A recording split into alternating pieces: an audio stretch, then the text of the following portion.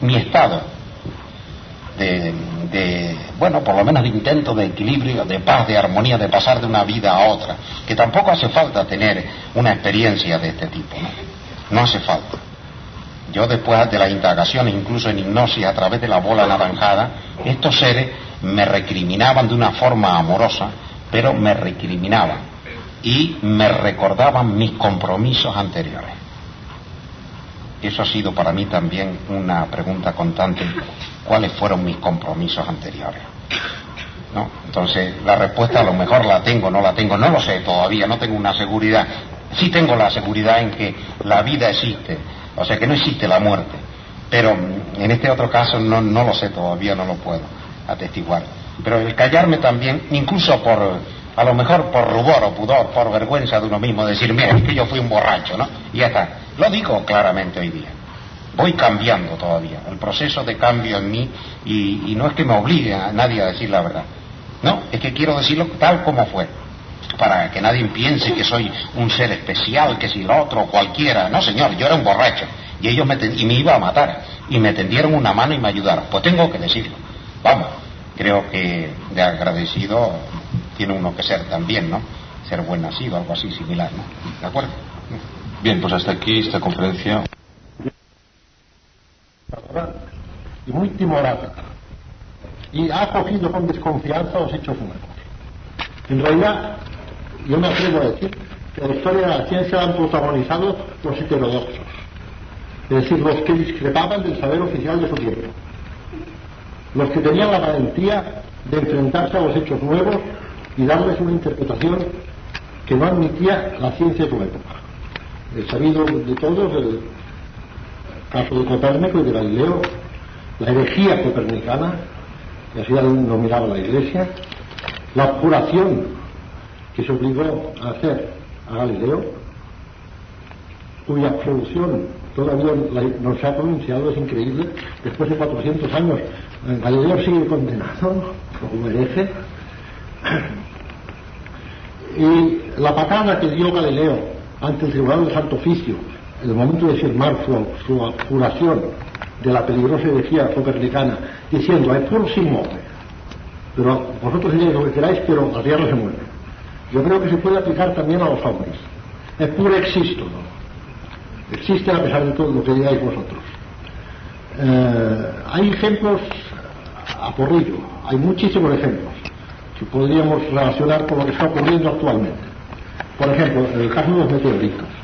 A principios del siglo pasado, la ciencia oficial, representada por la pomposa Academia de Ciencias francesa, presidida por el genial Lavoisier, decía, pomposamente también, como suele pronunciarse siempre la ciencia, que como en el cielo no hay piedras, y esto es una verdad evidente, del cielo no pueden caer piedras.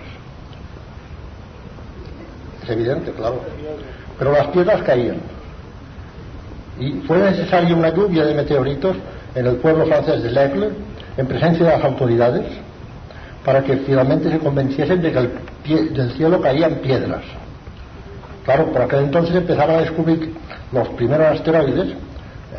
Piazzi empezaba a descubrir los Juno, Ceres, Pallas, los grandes asteroides, los primeros que pudieron ser captados por el telescopio. Pero después hay otros hechos que son menos conocidos. Por ejemplo, a mediados del siglo pasado se sostenía que los huesos enormes que se encontraban, huesos fósiles, habían pertenecido a animales antediluvianos, es decir, que habían vivido antes del diluvio. Y es más, había un obispo irlandés que aseguraba muy serio que la Tierra había sido creada 4004 años antes de Jesucristo, un viernes 27 de junio a las 9 de la mañana. Claro, esto, bueno, quizá lo hizo a las 9 de la mañana para que tuvieran tiempo de ir a fichar, ¿no? Esto claro, hoy nos hace reír, pero es que entonces se tomaba muy en serio esto. Y atrevido que osase decir que había habido animales que habían existido mucho antes que el hombre, claro, esto era anatema, era espantoso esto. Pues hubo un científico que lo dijo, que fue Boucher de Perthes. Boucher de Perthes decía que los huesos en cuestión eran de grandes animales que habían vivido mucho antes que nosotros. Esto que es una verdad ya reconocida por todo el mundo, entonces era muy difícil que se admitiese, la ciencia la admitiese. Por lo tanto, yo hace tiempo que estoy pensando que con los ovnis revivimos por enésima vez la misma historia. Es un hecho condenado, un hecho maldito, que los científicos no quieren admitir porque no tienen explicaciones para él. No es repetible la voluntad en el laboratorio, no se ajusta a la metodología científica, y entonces hacen lo que los ingleses dicen, to sweep it under the rug, lo barren debajo de la alfombra para que no se vea, y allí está muy tranquilito. Bueno, esto volviendo al tema que nos ocupa, es importante tener en cuenta estas consideraciones porque contribuyen mucho a aclarar el panorama. Abducción, según el diccionario de la Real Academia Española, que como todos ustedes saben, limpia, fija y da esplendor, y no es una marca de betumes, sino es lo que dice la Academia, pues una abducción es un sinónimo de secuestro en el sentido jurídico. Luego hay otros 3 sentidos, me parece que uno es militar, el otro es de anatomía y el otro no nos interesa.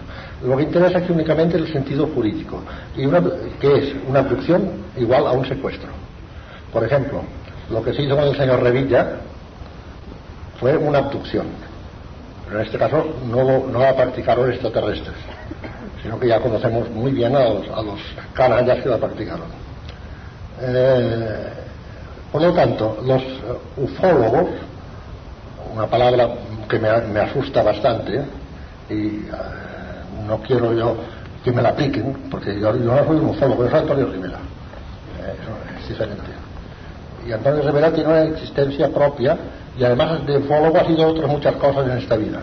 Ha sido submarinista, ha sido escritor laureado en catalán, ha sido autor en castellano de 60 libros, por lo tanto no.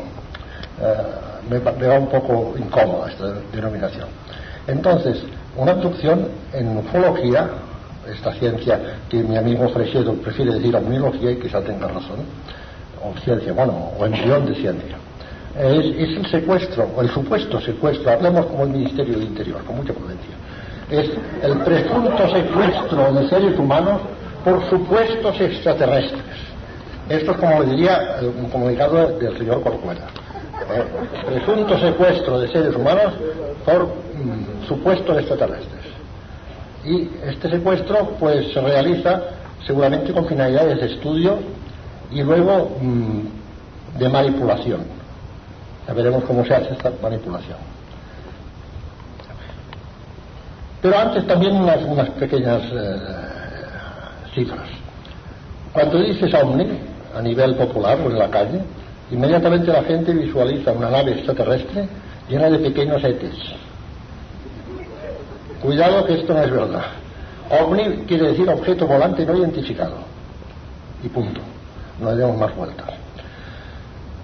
Este objeto volante no identificado, una vez es identificado, puede ser un globo sonda, un meteorito, un satélite artificial en reentrada en la atmósfera, el planeta Venus, el planeta Júpiter, un avión en vuelo, una inversión de la temperatura, una capa de inversión de la temperatura, muchas cosas.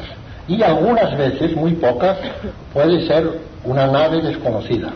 Yo diría que, reducido a un tanto por ciento, esto nos daría un 5%. 5% de las veces no se explica, es verdaderamente no identificado.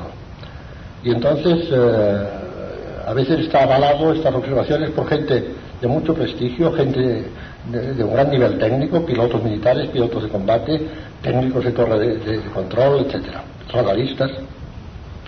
Esto vaya por delante. Después, esto por ejemplo se ve en las cifras del proyecto Libro Azul americano, del proyecto Blue Book, que en sus 22 años de existencia recopiló 13.234 casos y de los que quedaron sin explicar aproximadamente 700. se presentó.